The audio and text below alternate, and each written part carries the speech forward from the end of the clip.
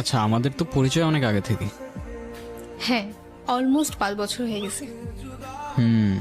আমি যদি তোমার লাইফে না এসে অন্য কেউ আসতো, তার হাতটা এভাবে ধরতে পারতা? তুমি যদি আমার লাইফে না আসতা, আমার লাইফে আর কেউ আসতো না।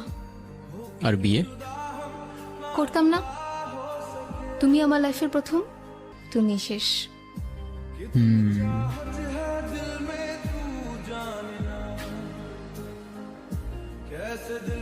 আরশি, হ্যাঁ বলো। যে আমার তোমাকে অনেক ভালো লাগে। তুমি নাফিজের সাথে কথা কেন বলছো? এখন যদি তুমি ওর সাথে গিয়ে কোনো ঝামেলা করো, নেক্সট টাইম আর আমার সাথে কোনো কন্ট্যাক্ট করবো না। আমরা এখানে 1 ঘন্টা ধরে বসে আছি। তোমাকে তো কেউ মানা করেনি, তুমিও চালাও। ফোন চালাইলে তো আমি বাসায় বসেই চালাইতে পারতাম। দেখি। আজও ফোনটা কেন নিবা? এটা কেমন অভ্যাস? মানুষের প্রাইভেসি বলতে কিছুই নাই।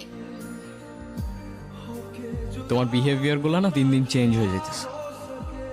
আমি আগের মতোই আছি। মেবি তোমার আর আমাকে ভালো লাগে না। তোমার এক্সপেকটেশন দিন দিন বেড়ে যাচ্ছে।